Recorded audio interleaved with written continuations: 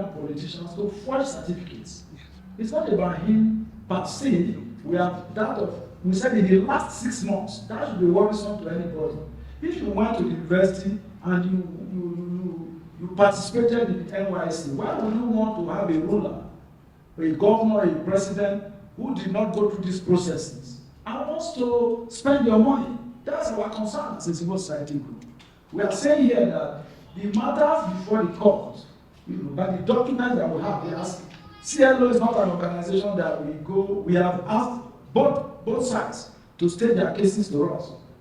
Peter Mbah said, his representative sent documents to us. I also got in touch with the Labour Party, who also sent documents. On our own, we are gotten our lawyers to look at the documents.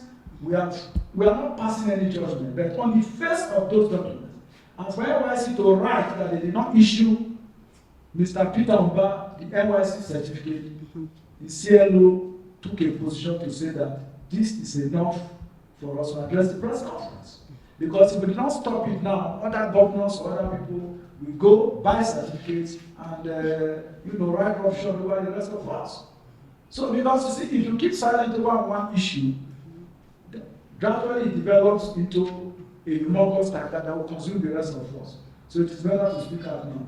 I know we're also focusing too much on the federal government. The sub-nationals are doing a lot of damage to the integrity of this country, to the unity of the country. At the local government level, at the state levels, what is happening at those levels is alarming. And we think that the media should focus on some of those issues. And that's why we're moving gradually. We will also look at today it is Enugu State and Musawa. Tomorrow my colleague to focus. You might address the question on a local government chairman. Nobody should be above the law. That's our contention this morning. As long as they are all state actors spending public funds, Nigerians have a duty under the Constitution to hold them accountable. And that is the point. So if you do not have the requisite qualification, you should not hold public office. That's our position. That's the position of the law. And the CLO, as an organization, is maintaining today that all stakeholders, every citizen of Nigeria should insist that everybody, no matter how highly placed, should obey the law. And the law cannot be for some set of people while it favors some people. If you break the law, you have to face justice. Look at what is happening in the United States. Donald Trump, a former president of the United States, the first time in the history of that country, he's facing 6-count criminal charges. He was almost handcuffed.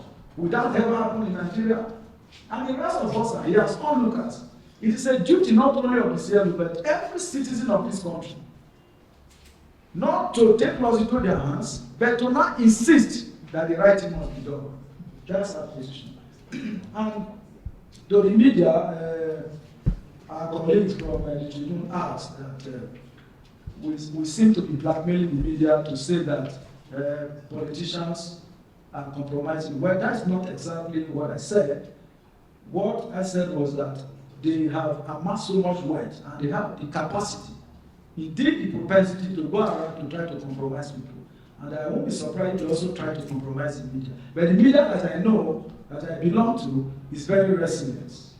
The media indeed is the last hope of the common man. I no longer think it's the judiciary. Going by what is unfolding, the media now remains the last bastion, the last hope, the last wall of resistance to this ravaging scorpions. We know, we are aware under the last government how snakes were swallowing money. Snakes. We're told that snakes swallowed billions, and nothing happened. So they are embodied it.